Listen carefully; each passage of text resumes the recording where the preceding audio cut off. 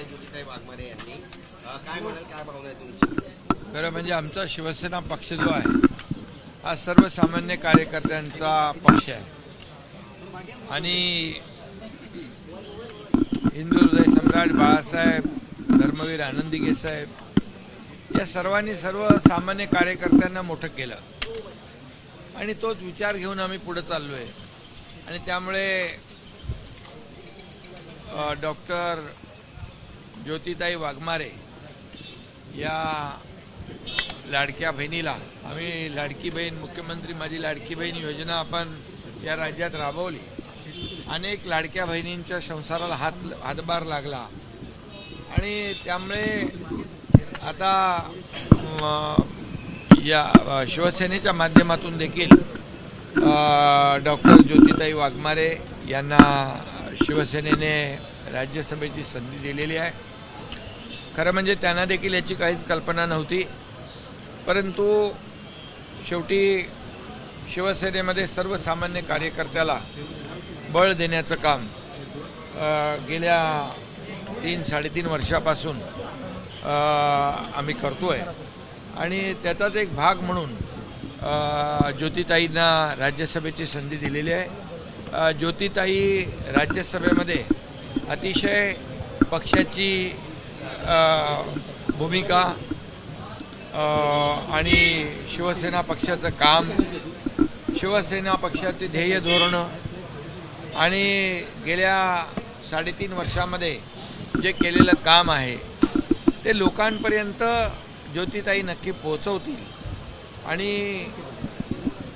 शिवसेना राज्य पातळीवर आणि राष्ट्रीय पातळीवर शिवसेनेचं काम आणि शिवसेना ते नक्कीच नेण्याचं काम करतील.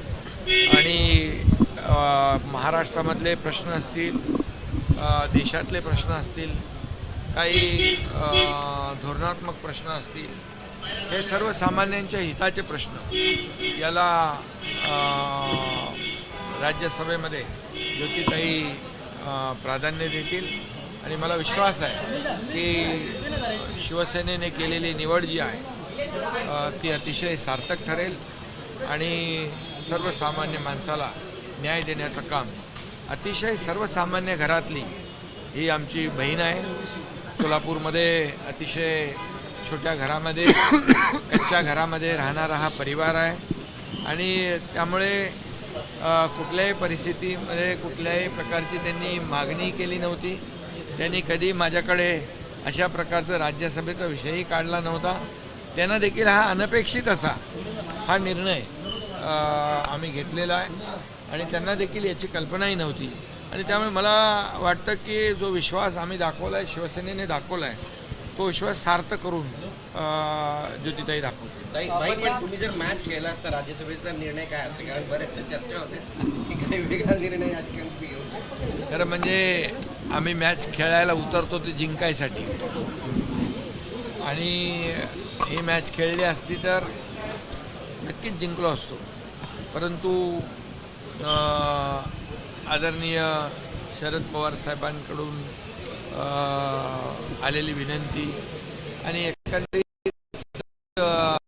जे काही देशमुख जे आहे त्यांनी देखील राज्यासाठी देशामध्ये जे केलेलं काम आहे याचा सर्वांनीच विचार केला आणि सर्वांची भावना होती की ही निवडणूक बिनविरोध व्हावी.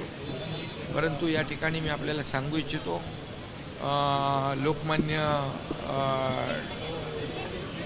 टिळकांचे बंधू डॉक्टर रोहित टिळक यांच्या बाबतीत देखील आम्ही विचार केला होता आणि त्यांचं देखील चांगलं काम आहे. अनेक संस्था त्यांच्या लोकमान्य टिळकांच्या नावाच्या आहेत, युनिव्हर्सिटी आहे, खूप मोठ्या संस्था, अनेक संस्थांवर त्या अध्यक्ष आहेत आणि त्यांचं देखील सामाजिक काम लक्षात घेऊन आम्ही त्यांच्याबद्दल देखील नक्कीच शिवसेनेने विचार केला होता. परंतु पवारसाहेबांची उमेदवारी त्यांनी जाहीर झाल्यानंतर आम्ही तो विचार बदलला आणि ही निवडणूक बिनविरोध केली. डॉक्टर रोहित टिळक नक्कीच यापुढे देखील सोबत काम करतील आणि शिवसेनेसोबत लोकांची जी काही सेवा आहे ती करेल. सर, तुमची कार्यावरची कसरत झाली आहे का? अनेक दिग्गज होते जे या स्पर्धेमध्ये होते राज्यसभेच्या निवडणुकीसाठी, मात्र ज्योती वाघमारे यांचे नाव निश्चित झालेलं आहे. तुम्हाला या कार्यावरची कसरत करावी लागते.